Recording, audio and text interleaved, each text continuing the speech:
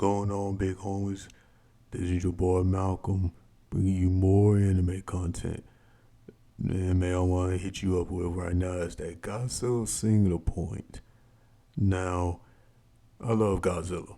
I really don't know many people that don't like Godzilla, but this anime made me question some things about writing, pacing, exposition, character development, and overall, we want to see monsters fight. Most of the time, that's what Godzilla people like to see. Um, Human aspects in Godzilla movies played a part. They kind of get you a feel of what the people around you feel after a giant monster attack. How do people live, survive after a cataclysmic being comes in your neighborhood, starting that stuff? What do you do? Well, you survive. And this anime is really not it. I don't know why Netflix decided to go the route that they did with this anime, but I found myself very bored watching it. Very bored watching a Godzilla type media project where even the campy, weird WTF ones in the 80s and 90s, they had some type of comedic aspect to it. I mean, there was still monsters fighting. Godzilla still looking like he's in a rubber suit, not fully CGI animated and stuff like that. But this anime is not really it. Now, IGN has some okay content. They're very biased in certain cases, but sometimes they're on, and their review of this anime is pretty much spot on with the fact that this anime has a very, very lacking central point. And the thing about Netflix animes that always made me wonder was why do they do the whole cell shading look? It never makes any sense to me, but it works for them apparently. It never was something that I jived with.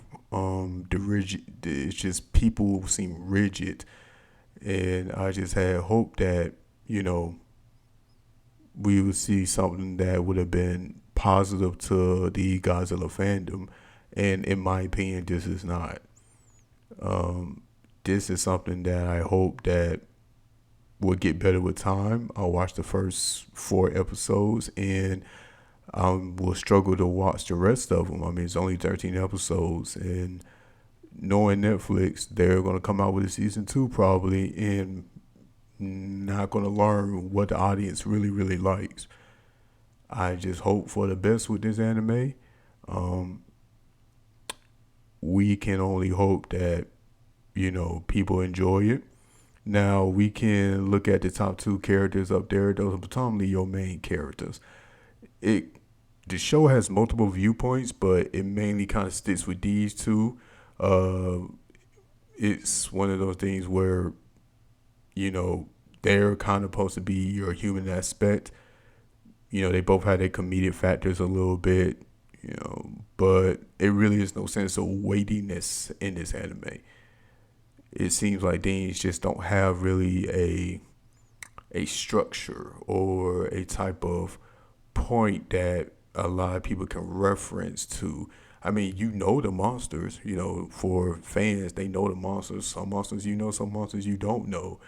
But that's really it. This anime doesn't bring anything really to the Godzilla fandom. It really doesn't. I had hoped that it would, but for me, this is a wash. Things could change. I mean, I can watch the rest of the episodes and things could actually get better, but I don't see it. I mean, I'm 4 episodes in, and if your opening episode is not capturing the audience, a lot of people are not going to stick with it.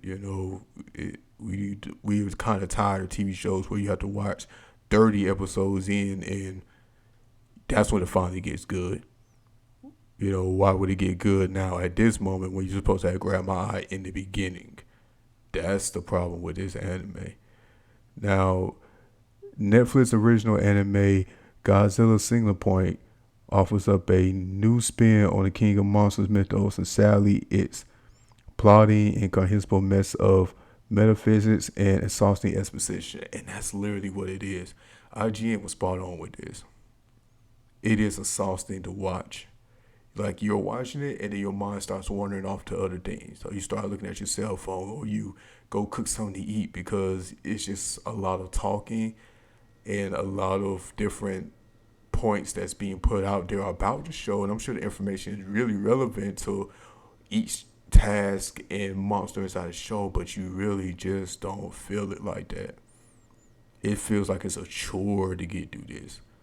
It was like you feel like you just kind of wasted time watching this, and anime is supposed to be made to either escape reality, blend your reality, or I mean, for certain people, it can be uh, costume ideas. It could be the start of a new fandom. It could be something that you can boast about. But this anime here is nothing to boast about.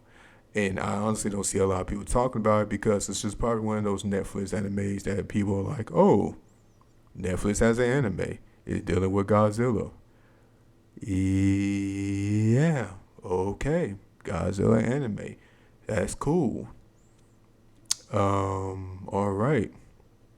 Now, the biggest thing about Godzilla is destruction, the impact of having these monsters rampage around the city, the effect that it has on the people, the effect that it has on your livelihood. But as it stated, there's mass destruction everywhere, but human casualties are never presented. I'm not looking to have a million bodies lined up because two monsters have fought. I don't need to see body bags or gore or blood like that. But there has to be a significant amount of impact and weight behind when two, three, four, five monsters duke it out in your city, duke it out in your town. Anywhere that these monsters pop up in the world, there is a shift in economics. There's a shift in what people believe in when they see these monsters, especially if these monsters are not part of their world in the first place.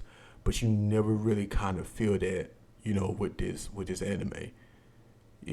Like the first four, seasons are just straight, hey, how are these monsters rocking? How are these monsters coming into place? And funny little aspects about the humans. They fight, one monster gets defeated, and another monster comes from, as the anime says, a singular point.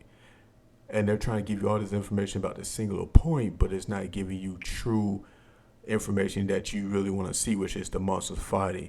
Now, CBR has quite a list of, kaijus that's in this anime, and let's face it, some of these some of these you don't know. Manda, a lot of people don't know about Manda unless they're talking about Naruto, which you can kind of see where Naruto came from with this, right?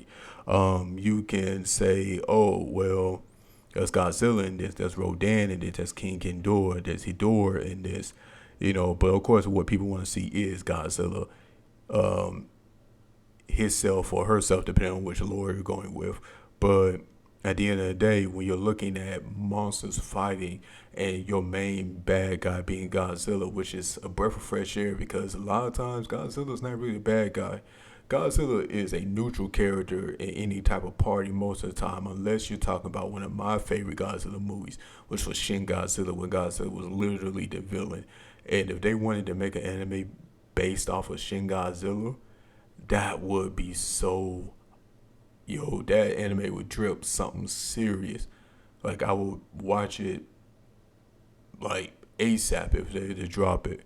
If they just drop it out. But unfortunately, they did one movie and it seemed like they're not going to pick it back up, and we didn't even get to see the full forms of Godzilla as he evolved throughout the movie. And like I said, that human aspect in that movie, you want the humans to be part of the movie to actually have some meaning. When you're telling a story about Godzilla, you're looking at it from a human lens and everything that he does and he leaves behind, the monsters he fight, the destruction, the legalities behind it. Shin Godzilla did it perfectly, where literally it was, how can we attack this thing? What red tape do we need to get through? How are we going to make this work? Do we need to speak to Americans? Can we declare attack on this based off of what happened in World War II? What are the guidelines and bylaws that we can follow? That type of thought process that go behind dealing with such titanic forces, I enjoyed that. Now, at the end of the day, I just hope the best for this anime. I hope this anime lives up to be something that somebody can watch. But as of right now, this anime is not really watchable to me. And I hope that one day we can have a Godzilla anime that's really going to excite me and excite viewers. So, hey, if you like it, you like it. If you don't, you don't. So, thank you for listening to me ramble about Godzilla. And I wish y'all the best. Like and subscribe for me. Peace.